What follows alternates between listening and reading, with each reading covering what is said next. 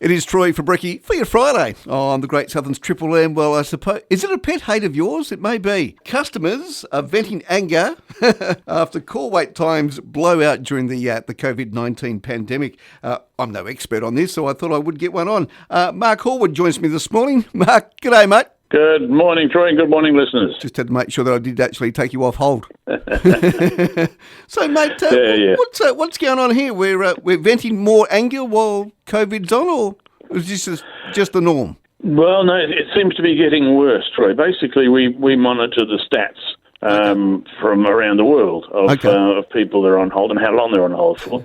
Yeah. And those numbers have trebled from, say, February last year to February this year being COVID-wise, and much the same in March, for the amount of time that people are on hold. Right. It used to be 28, 27, 29 seconds, now up to 107, 102 seconds. Wow. Because we have various reasons. One is that people are having to work from home a little bit more, therefore they're not able to take the calls quite as quickly. There's a lot of the call centres are overworked because some of the overseas call centres have had to work from home, and that's made it more difficult. So there's a number of reasons that people are on hold longer. But also, of course, when you look at the fact that we're taking business away from the storefronts, the bricks and mortar shops, and everybody's sort of rushing to get their websites updated. Well, not all traffic goes from shopfront into online. Some of it goes to the phones, and people buy stuff via the phone. So the amount of call traffic has also increased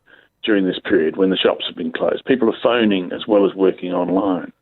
So that's another reason that it is. But the anger has gone up enormously. There's a website that we monitor called horribleonhold.com, which your listeners are welcome to go and watch. And the anger used to be venting about the horrible music that used to be had at Qantas or Centrelink or wherever all those normal jokes are. But now the commentary seems to be the amount of time that they're on hold. Now, the problem with that is that it's pretty hard for a business to change that. You're going to go hire another 2 or 3 people to be able to take your phone calls.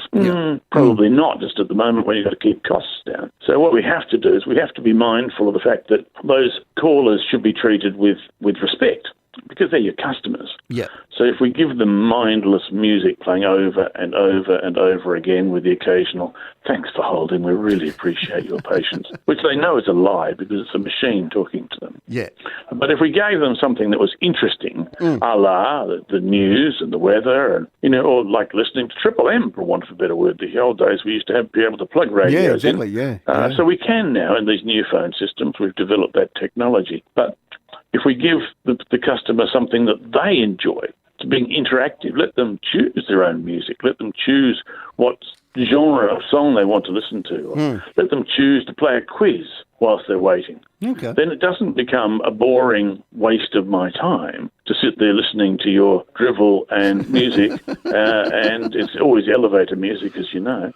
Yeah, for sure. And that way they're going to put up with it. All right. And if they put up with it, they become more loyal. Have call waiting features, have these sort of like revolutionised over the years, or have they just stayed the same? Well, historically, if you can, I don't know if any of your listeners would be old enough to remember, but the old Mr. Whippy Greensleeves used to play on some of the old phone systems, and that's now evolved a little bit into a song, or if you can call it a song, called Opus One, and there's 69 million businesses around the world that play that very same music. We call it the hand clap music, but it's mind-numbing stuff. It kills you.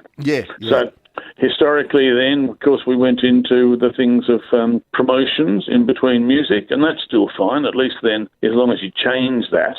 Sort of talking about what's new within the business, as long as you change it and keep it up to date, and you've got news and weather and sport and things in between it, then it becomes interesting. But the newest technology that's around now is these things which are interactive.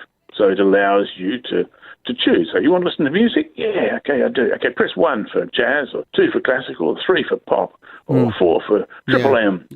And you can choose what you want to listen to. And then the customer sort of feels good. The analogy that I make is it's a bit like sitting in an airplane. In the old days, you used to be able to read a magazine and that was it. Now you can choose between a podcast or music or what sort of music you want to do. Yep. You can watch a movie, you can watch television. People have a choice, and that whiles away the time that you're sitting on an aeroplane. On the phones, you don't have that option up until now when there's new technologies around. And Captivate Connect, we sell it into the US, the UK, South Africa, Asia, because it's just revolutionised the opportunities for business to just care for their customers.